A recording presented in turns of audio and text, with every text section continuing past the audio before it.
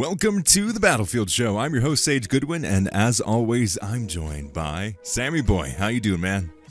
I'm doing well, man. How are you? Doing fantastic. I'm ready to hop in and talk about the new season of Battlefield 2042 with a heavy focus on how we've been enjoying the new map. So let's jump right in.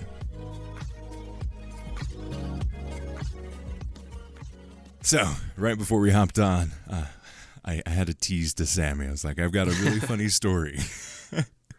So, after last episode, I had a podcast edit. So, I was like, usually what I do is I have my Xbox playing on one screen, and then I have the podcast playing in the other screen. This particular podcast episode didn't require a whole lot of editing. Basically, just like, oh, hey, there's a swear word, let's bleep that out, and then edit out some silences. So it's like, okay, pretty casual edit there, super easy. I go in, I load up Battlefield 2042. First, I have to download the update. I get in, and I'm like, okay, yeah, let's do this. Exposure 24/7, let's hop in. Well, it takes 30 seconds. It takes 45 seconds. It takes a minute. I hop in. 1 out of 128. Okay, let's try this again. I did it again. 2 out of 128. It's like, what the heck is going on?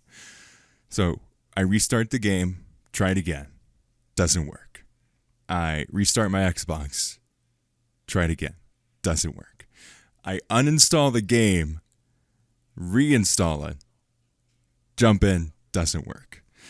Literally last night, I hop on and I'm like, okay, no matter what happens, I'm going to figure out how the heck to play this game.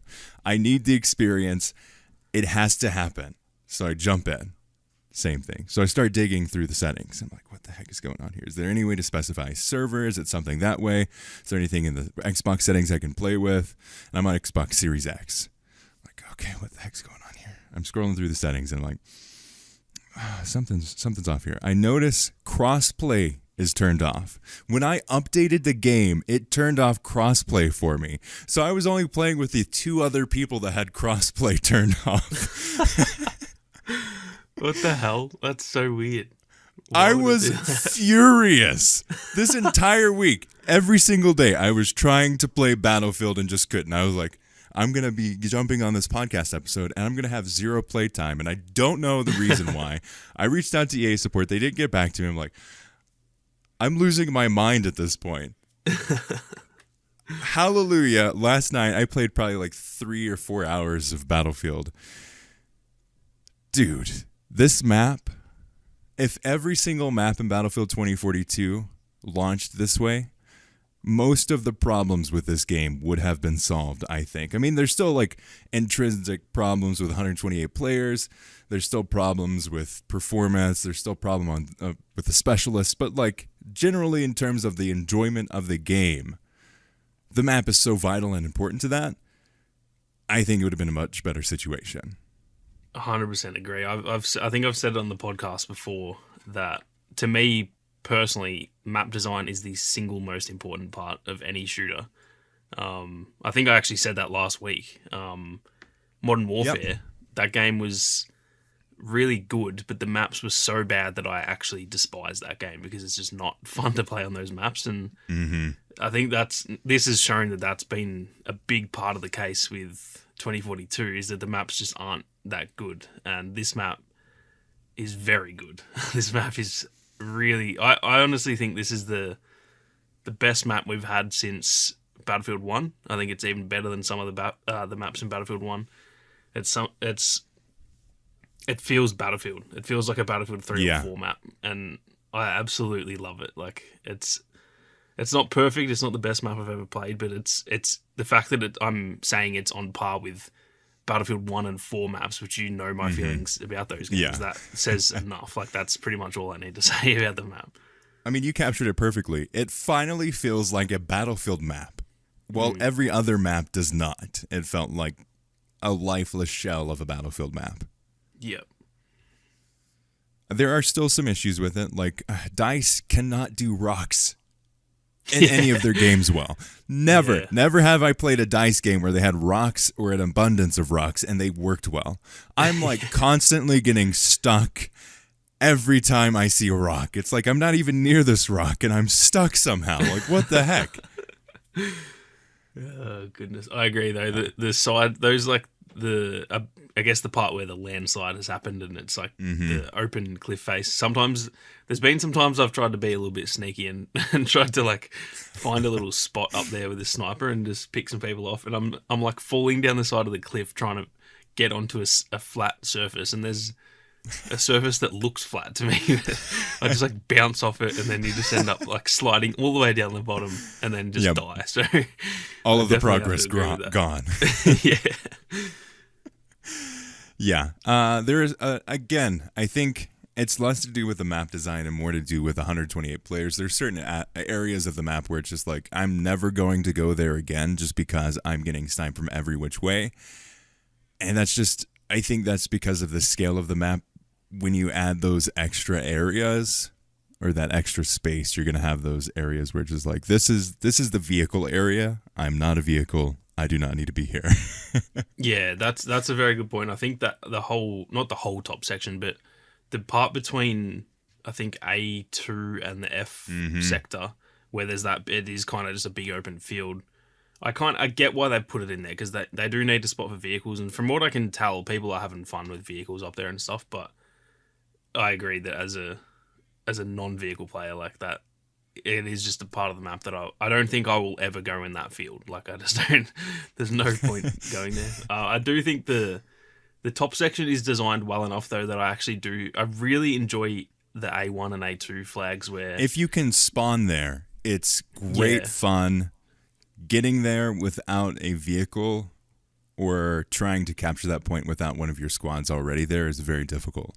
Yeah, 100%. That's really the only issue with that top section, I think, is just that, like, if there's no spawn point, it takes quite a while. But luckily for me, I enjoy the bottom section enough as well that it's like, if the tops, if say they've got all those flags captured, I'm just like, oh, well, I'll just go down the bottom, because I think, that's what I love about the map. It's got something for everyone. There's open ranges for sniping. There's really like genuine close quarters, which we haven't really had in this game at all. There's really no maps that are like give you that urban feeling where you're like in a city or anything like that. And obviously this isn't a city, but you have those really close quarters battles, which has been so much fun, just running in with an SMG and some grenades and just everyone's just going crazy at each other. And then I think like just the verticality as well in itself is a good way to have, like, you can sit on the top of the cliff and try and snipe people, or you can play as Sundance and try and use that to your advantage and like fly behind people and get a bunch of multi-kills and stuff. I just think it's really the only map in this game that has something for everyone, because all of the other maps, they have something for vehicle players, and then that's kind of it. Like, there's not that much for the infantry focused players, and that's where the list ends. Yeah.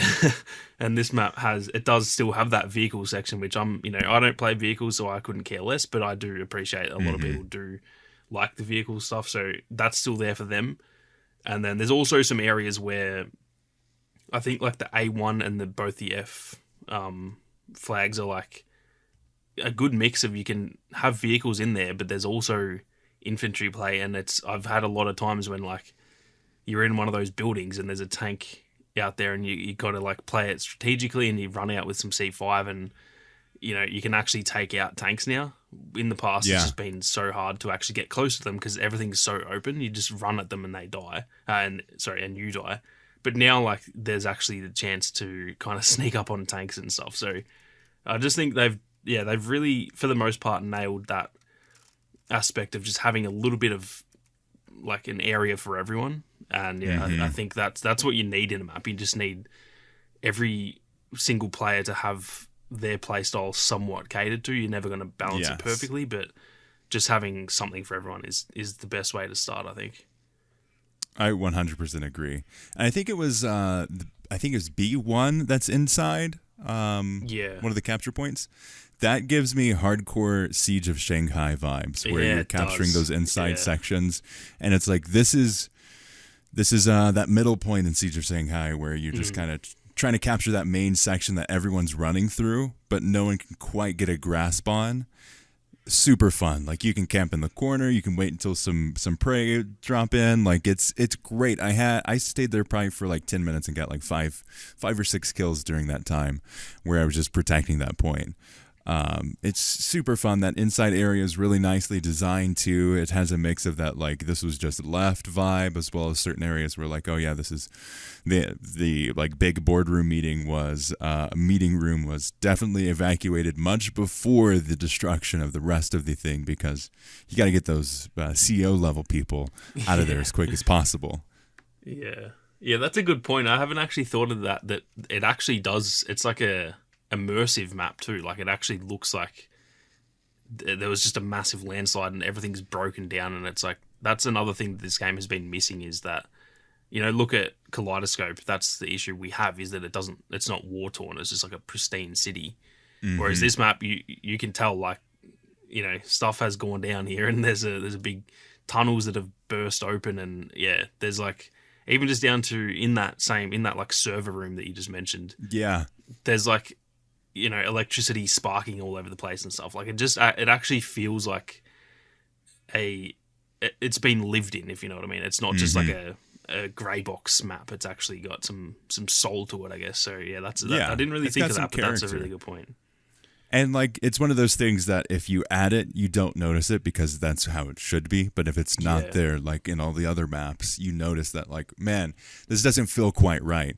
But it has that vibe of like you said, there's this story that has been telling, and it's actually told through the location very well. Like, it's something that I picked up on as I'm running through. It's like, oh yeah, okay, there's the computer lab that people were designing things with, and it's like, it clearly was left in a hurry. And then you have these boardroom these meeting rooms that are like pretty pristine still, because that would be like, very few people would have been in there at the time of the landslide. They wouldn't have had something that would have impacted the usage of that room. So obviously it's pretty clean. All of the rest of it is, there was a landslide here.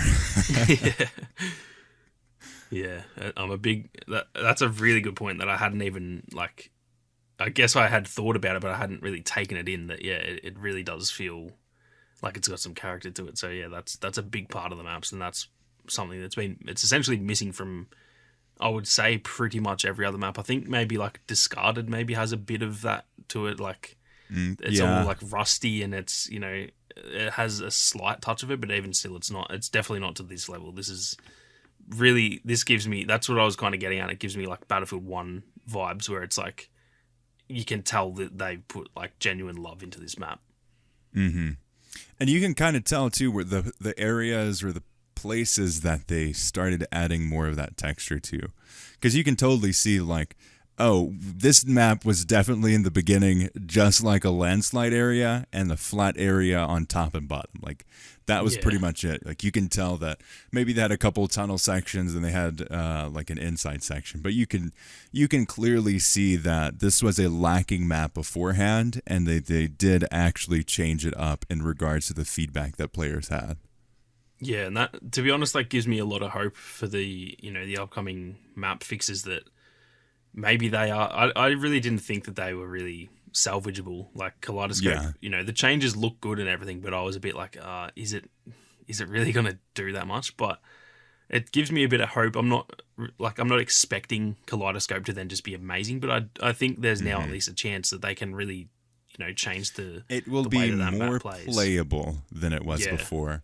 I don't think any of the original maps that they're working on redesigning, and I'm using that as like a very loose term, are going to have as impactful of an experience as this map did, because they were able to catch it much earlier in the development cycle than they were the other maps. Because those ones, they honestly need complete reworks. Yeah. And this one had the time necessary to actually do that complete rework for the map, while the other ones, I don't think will be. The other thing is, like, the other maps are all just kind of flat. It's just like a flat sandbox, whereas this, I really love the verticality to this map, and it's something you can't really get. I guess like on Breakaway, it's got the big cliff, and on Hourglass, there's the skyscrapers and stuff, but it's not quite the same. This is like and it's like one thing. Yeah, exactly. It's like you got to climb, you got to go up to the top of the building to get verticality, and even then, it's not that handy. It's only really good to like get across the map with Sundance or something. But this map is like it's designed into it really well that it actually affects the play style of the map and stuff. So I really hope they go with that in future maps. I hope that we stop getting these flat sort of one-dimensional maps and we get some maps with a bit of verticality like this one, because I think it really does. Just every map in Battlefield that has had verticality, you look at Siege of Shanghai and Dam Van Peak and stuff, they're all loved. Like it's obviously a big part of how they design their maps, and it's even, not a requirement. The Source Sub Refinery in Battlefront 2015, that map added in the Outer Rim DLC, that was one of like the first explorations of that multi-tiered, multi-level map design that DICE had really played around with. Yeah, that's a good point too. Yeah, I think it always just adds pardon the pun, but it adds an extra layer to the map. Like there's just a bit more to do, and I'm a big fan of that. So I really hope that they continue on that path. And I'm not expecting every map to have a massive cliff face and stuff, but just having some sort of verticality, even just in the form of buildings, having some taller buildings than we currently have and stuff like that. I think that would be really, really big for the game. Yeah, I was watching Level Cap's review of the season, and he had a really good point around how DICE really approaches the Battlefield franchise. It's like every year they start from the ground up instead of being like, no, we're going to improve on what we did last time. They're like, nope, start from the ground up. We're doing everything over again. Yeah, that is how it feels, actually, now that you say it. It's like they disregard the stuff that they learned from the last one and they start from scratch, and then they go like, oh, damn, we learned that last time. Okay, let's fix that again. Wait a second. I remember this the last time we did this. Yeah. Question for you. What style of gunplay have you been using for this map? Because I launched in with a sniper, and the first section of the map that I was in, it's like, this is not really working for a sniper. And then like each section almost has a different plan of attack. So like what weapon have you been rocking and rolling with? Probably most of my playtime, to be honest, has been with I think it's the BSVM, it's the ASVAL or whatever that is called. I've probably been using that the most just because obviously it's new, but and to be fair with that one, it's really good because you can kind of mix, like it has the long range and close range aspects, so that's kind of like a bit of a cheat code into this answer, I guess.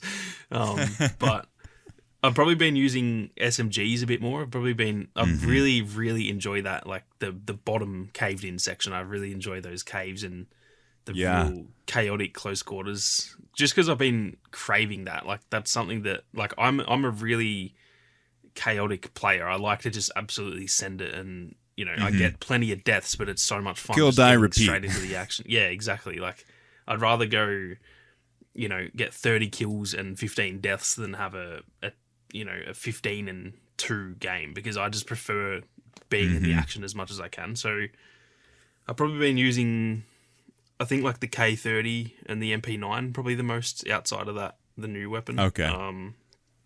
And just, really getting into, like, I've been playing a lot of Sundance and just trying to, essentially, like, whenever I can, I spawn up on the top and fly down into the, the sneaky areas that I can get into. Yeah. That, I think it's the C flag, the one in that, like, the war room kind of thing that's off. It's, like, hanging out over the cliff. I've absolutely loved just trying to, like, fly into that room and there's a bunch of enemies and just trying to, most of the time I get, like, 1 kill and get absolutely destroyed, but just the potential of multi-kills in this map is so much fun. I've seen so many clips of people just, like, flying in there, throwing a couple of grenades and then just spraying down people and getting, like, 10-man multi-kills and stuff. So, yeah, that's the way that I like to play. But I have played a lot with, like, assault rifles and snipers up on that top section. Being between A1 and A2 with, some sort of assault rifle is really fun as well. When you've got one team has, like, you've got A1 and they've got A2, and you're both fighting to try. It's almost like tug of war, trying to see who can take both of them. I've really enjoyed that too, and that's a bit more like open range, sort of mid to long range fighting. And I think they've done that really well too, where it's like there is actually a bit of cover. There's trees, there's buildings, so yeah, I've kind of been mixing and matching, but I think the chaotic playstyle has definitely been the one that I've been going for the most so far. What about you? I think it's the M5A3 Yeah. that I've been rocking and rolling with. I launched with a sniper. The area that I was trying to get to was, again, this is the first time, so I'm just like spawning in with my usual loadout, which is usually more of the long range, not quite sniper, but that middle range between like the M5A3 and the sniper. I can't remember the exact name of it, but it's that middle range one where it's like you can get some nice sniper shots if you actually try, or you can sometimes do some mid-range stuff. So I started with that. Didn't really have a great time with it. Then I switched to that M5A3, and I really enjoyed it. And again, the plus system works really well with this map because you do change up that play style a lot. Mm-hmm. So I was switching from the zoom lens or the zoom scope to iron sights depending on the situation, or the red dot that I've got. So I was switching in between those situations really well, and I really enjoyed the plus system for this map. Yeah, I agree with that. It's made that seem like I already really liked that, but I wasn't really using it prior to this map that much. Like, because you kind of, it's almost like you spawn into the map and there's just a section that you usually go through, and you just kind of have the attachments that you use. You don't really need to change that often.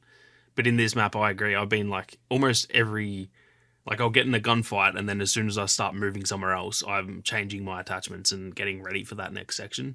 And I think it's really sort of shone the light on the plus system and showing that it actually is really a pretty awesome implementation that I hope they continue with forever. I hope that becomes a part of Battlefield, because yeah, I think it works really well, and I don't think a lot of people were sort of worried that it would be, I guess, overpowered because you can turn, people were thinking you could turn any weapon into any weapon, but it still feels balanced to me. It doesn't feel like you can turn,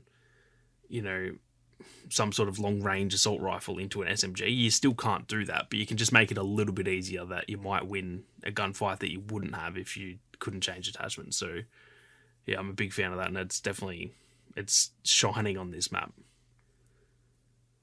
Yeah, finally you can see kind of the fruition of what they tried to design in the first place with it, that I think they just didn't really nail on, because I mean, for the rest of the Battlefield maps, there's no need to change your loadout or scope or your mag or anything like that. Like, there's no reason for it. But now you kind of have a map that you're like, okay, I'm constantly switching which situations I'm in and which attachments are actually going to suit this situation better. So finally, I think this is like, oh, hey, this is what we really wanted to do, but we didn't have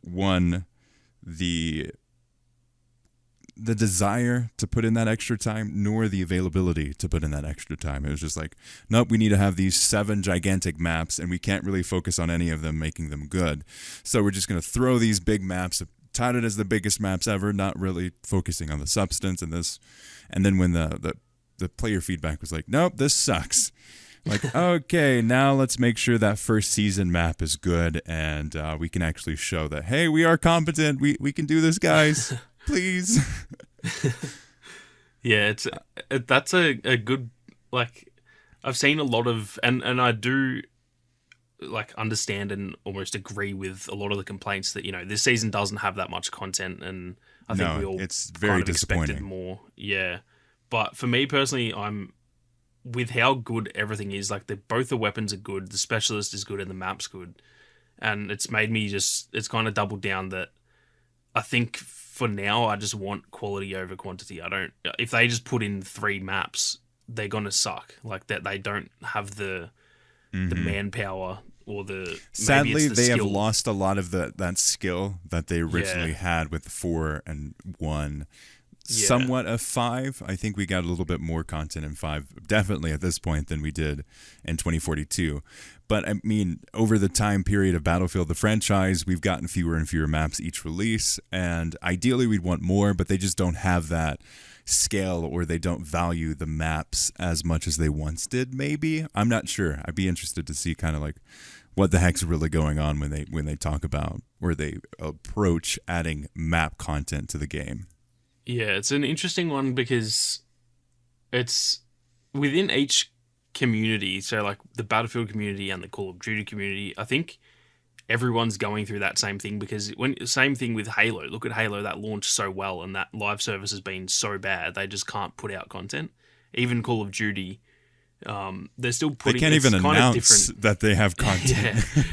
Yeah, true. Even with Call of Duty, they still put out a lot of content, but the thing with their content is it is very small. Their maps are literally like the smallest section of a Battlefield map. So it's a little bit of an unfair advantage, because they do still put out a lot, but it's not a lot, if you know what I mean. It's still only, they put out 4 maps in a season, for example, and it's like, I don't know, a quarter of the smallest Battlefield map. So it's a little bit different. But even they release less maps per season than they used to.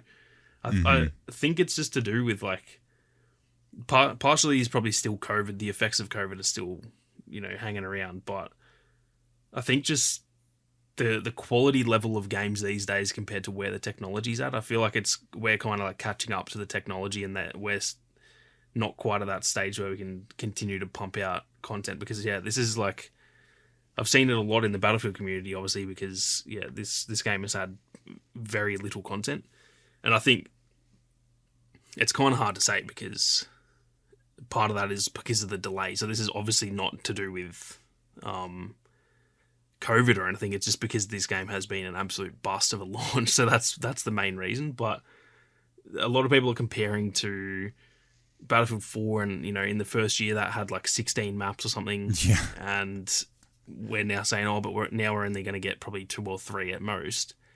But it's like the same with every game. So I don't think it's actually necessarily just a Battlefield thing. It's just, it seems like, I don't know, live services just, they're not working. I guess maybe because back in the day when they were putting out that much content, it was paid content. So maybe it's to do with the publishers like EA and Activision and stuff, knowing they're getting the money for that. So they're more willing to put resources into it. I'm not really sure, but I think that's a good point, because when you have those seasons or the DLC launch and you have the season pass, or you buy each one individually, there are advantages and disadvantages. There are more disadvantages to the player than there are advantages to the actual publisher, because it's more of the publisher or the development company that is benefiting from that DLC structure, because they can guarantee that they're going to get this amount of money. And like you said, I think EA DICE would be much more impactful, be like, oh, hey, for sure we have this many people that have already bought the season pass. We know we're going to have this many sales once that launches, and we're going to have this many people that are going to buy just that DLC just because they can't afford that big batch at the first, but they're going to pay a little bit more this time. I think it's that kind of like, oh, hey, we have the safety net, and we know this is what's going to happen, and we know this is how many maps are going to be in that section. While in a live service game, which is more of that consumer focus, it's more of a benefit to the players than it is the developers or the publishers. So it's good for all of us. But when a developer or a development company or a publisher says, oh, hey, we're going to do a live service game, it's going to be either part of a season pass, or you're going to have people that are just going to buy it for free. And I think where Battlefield falls is you're already paying $60, $70 to buy the game. I think it's going to limit a lot of people in terms of how many are actually going to convert that into a season pass, so they're less likely to put in that extra effort. And I think, too, a lot of development studios are still catching up to the idea that players, consumers, buyers they put more value on consistent communication, updates, and smaller content drops more frequently than they are around a big drop once, unless the game sucks and it needs that big drop. Yeah, 100%. That's it's like there's a disconnect between all of the bigger companies and the players. Like they just, they're still a little bit stuck in the past, and it's not just EA. DICE has been very bad at it, but even like, even with Halo, like that had so much promise. And you're saying the ones that struggle with it are the DICEs, they're the Halos, they're these big companies that have done something this one way for a long time. Yeah, it's because, and that's a good point. It's because they know what works, but now because things are changing, it's like they're not quite ready to let go of that, and they're still trying to be like, okay, well, we can change it a bit, but we're still gonna have this part, and it's I want my cake and eat it too. yeah, and they need to just, I don't know, they need to all get some really smart minds in there and just think of ways that they can have their cake and eat it too, but we also get our cake, because that's the issue with with when Battlefield had premium. Like, personally, I was okay with it. I was okay to pay for DLC, but I get that a lot of people aren't, and it really does split the play base. So it becomes actually an issue for the game, even though they're making their money and the content is better. It's actually not really better for the players, because you can't find games half the time. So yeah, anytime there was a new DLC or season drop, all of the other maps, if you wanted to play those, sorry. Like, some people, I knew friends that only bought like the Outer Rim DLC of Battlefront 2015, and we'd try to hop on and play, and they just couldn't do the full rotation. So we're like, okay, we're gonna have to do this one, but I kind of want to play on this one map, and then you have to wait forever. You have to do like you could do custom servers there where you can hop in with your friends, but like, good gravy, it just separates the community. Or even like that game struggled with an abundance of modes as well as season pass and different eras. So it's like, this game really separated its community too much. Yeah, and it's definitely like it's a tough balancing act, because it is easy for us to come on and say, and point these issues out, but it's when you actually sit there and try and figure it out, I'm sure that's why it's taking them so long, because it's not an easy thing to fix, I guess. So yeah, it's a tough, the live service era looked like, when it started, this was like, oh man, free content, this is amazing.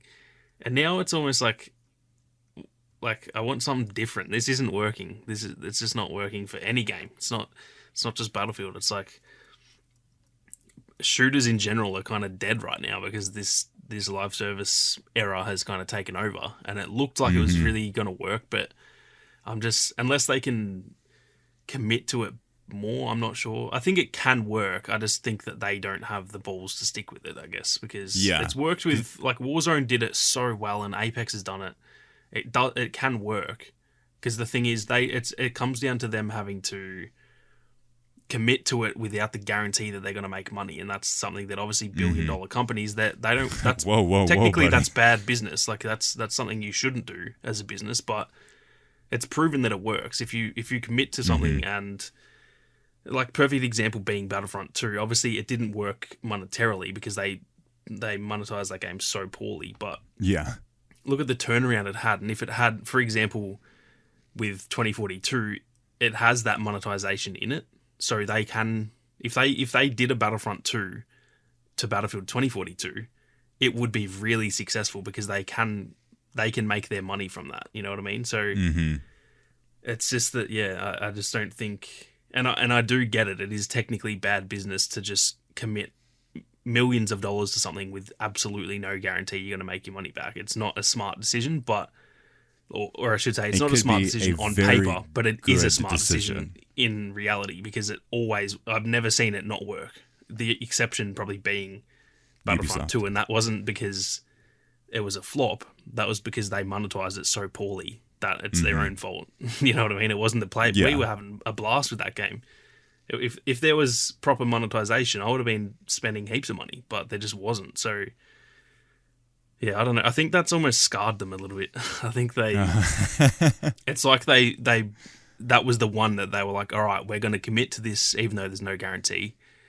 And because they didn't make their money, it's like, that was like, nah, okay, that didn't work. When in reality, it did work. They committed to the game, and it had a huge turnaround, but it didn't see the money that they wanted to see from it. And to them, that's a failure, even though to the player base, it was one of the biggest redemptions ever. So I'm kind of worried that Battlefront 2 has just scarred them permanently, and they're never going to commit to a game like that. Yeah. I think too, like, I was having this conversation with someone that was being very frustrating online, and I ended up just not continuing the conversation.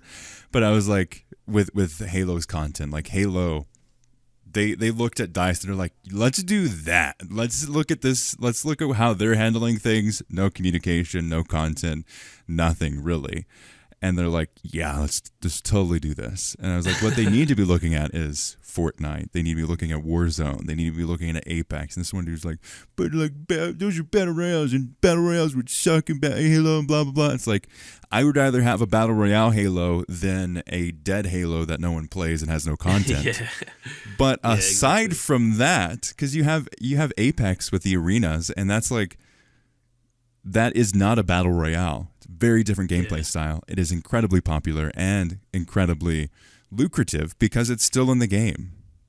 Yeah, that's the thing that I'm not sure people get it, because when we do bring up these situations and you say, look at Warzone, Apex, Fortnite, it looks like it only works with battle royales because they're all battle royales, but it doesn't matter what type of game it is. It's the way that they handle it. It doesn't matter. Those could be sports games. The genre means absolutely nothing. Mm-hmm. It's just that they put the time into it, and they continue to communicate, and they really work hard on putting out content and stuff.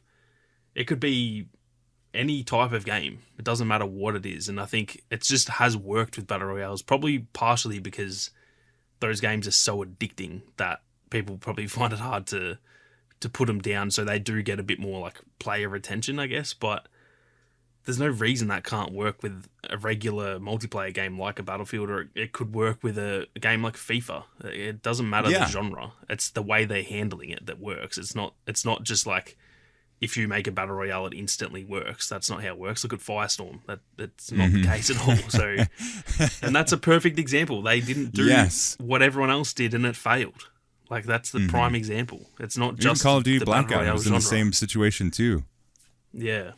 I mean, a little bit more successful than Firestorm for sure, but they tried to do a battle royale, but they didn't commit to it. They tried to make Call of Duty in a battle royale instead of like a battle royale Call of Duty, and that was the thing that made Blackout fail, but Warzone succeed. Yeah, exactly. That's the thing. Blackout walked so that Warzone could run, because they learned what didn't work, and then they tried what does work. They just looked at Fortnite and went, okay, that works, let's try that, and it has worked, and it's now one of the biggest games of the last few years. They're now releasing another one later this year. Like, it's clear that it works, and it's not just to do with the. I do think the genre helps a bit, just because they are so addicting. Like, battle royales are probably the most addicting game that we've ever had. But that we have a clear playbook too. Like, this is what you need to do to make a successful battle royale, because we've had so many successes.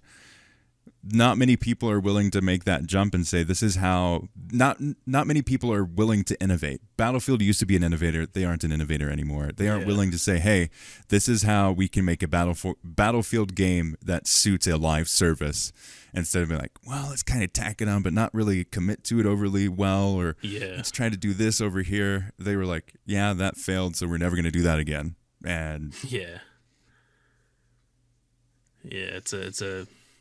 it's a very odd situation. I feel like we end up saying this every week, because the gaming landscape right now is just so weird. But it is. It's just how it is. It's interesting to watch, though. It is interesting to watch. It's great. Question to finish off this episode: what do you think of The Specialist? I'm a big fan, actually. I wasn't really like.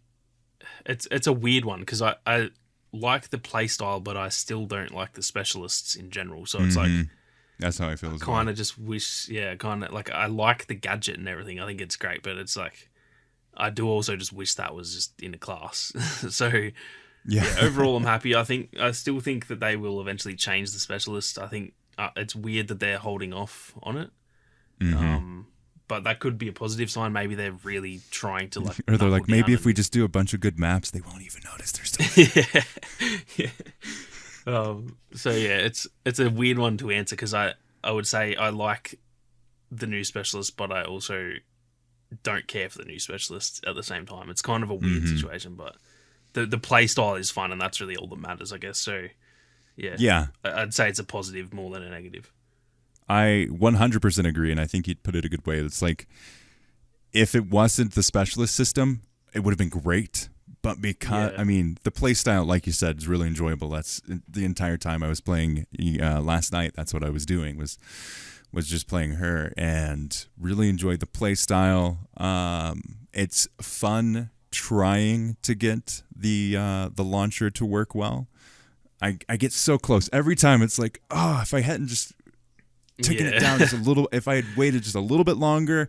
Oh, I went too far that time. Let me adjust again and again. Like, I was so close each time, and I feel like it's a really fun challenge, and you have to time it really well, because you have to get in a situation that's going to, one, have some protection for you, and then two, be able to see where you're going and to orientate yourself. And also launches a little bit further than I think it, in my taste, I think it should be a little bit closer than it like picks up the view. But that's true. I understand that the limitations, and they want to that's kind of the balancing act they wanted to play with. Yeah. But I always get lost. It's like, where the heck was I again? It kind of takes you a second. Like, you shoot it, and then it's like about a 2 or 3 second little period of like just trying to figure out where you are for a second. But yeah, like you said, I guess that's part of the balancing, and it's probably, I think she is really well balanced. That like, it's not easy to use. That's probably a good thing. It's like, if it was too easy, then you'd just be able to take out vehicles way too easy, which I wouldn't complain about, because I was about to say, vehicles. But I think I think that there's a lot of times when I'll just miss the chopper because I wasn't paying enough attention. I kind of just thought it would hit, and then it doesn't. And I think that's like a good thing, where it's like, if I'm going to use this, I have to really pay attention, and you almost have to like estimate where that chopper's going to fly to try and go to that direction and stuff. So yeah, I think adding a bit of skill to it definitely makes it also more fun, but it also just it fixes the balancing, because it could have been a really overpowered specialist, which I don't think she's overpowered at all.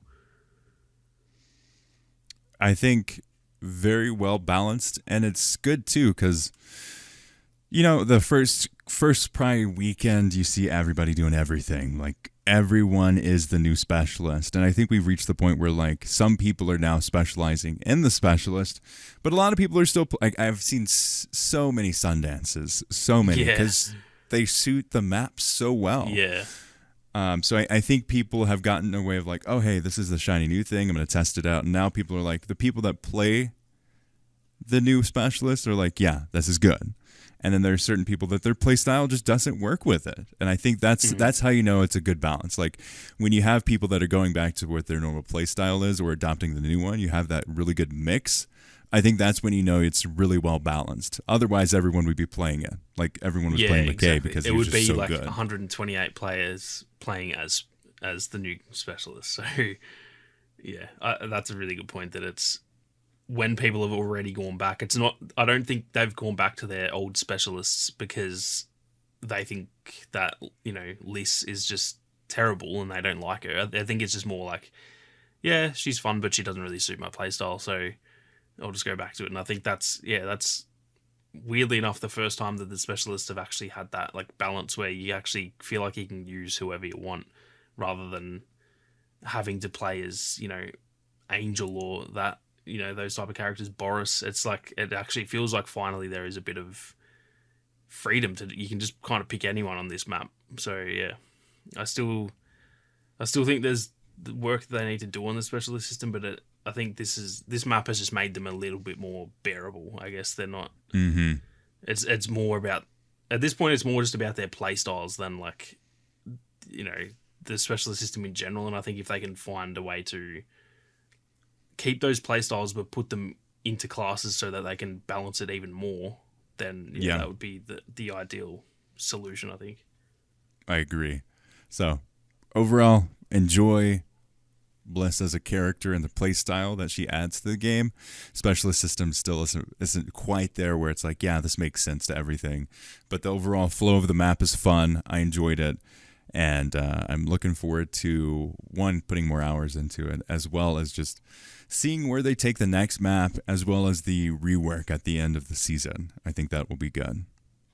Yeah, it'll be very telling to see whether that kaleidoscope, the changes, whether it actually really changes the map or if it's just kind of like a band-aid over the top.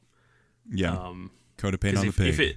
If it really does like fix the map, then I think I'll be okay with them doing it more. But if it's just like a tiny bit of a fix, then to be honest, I don't even want them to do the rest. I'd rather them just focus on the new content, and if that means they could maybe put out an extra map a season, or even if that's not the case, just make every map even better by, you know, if it makes it 10%, 15% better, then I'd prefer that. So yeah, it'll be interesting to see how Kaleidoscope goes, because that should kind of shape the direction of the content, I guess, whether they try and fix the game or whether they try and like upgrade the game with better content moving forward. I'm really looking forward to seeing how the season goes and how people's responses to it will go. But let us know your thoughts in the comments of this video if you're watching it on YouTube, or if you're listening on the podcast feed, contact at uplinkpodcast.com, and we'll get that and cover it on the show. Really appreciate all of you for listening, and if you are not subscribed, definitely do consider subscribing on your favorite podcast app or on YouTube, or following us wherever you find podcasts. We greatly appreciate that support, and if you leave us a review, we'd be greatly appreciative of that as well. Helps us out a ton, and it's a completely free way to support the show. As always, we'd like to thank Ethan Clark for the beautiful thumbnail, all of you for listening, and we'll see you on the battlefield.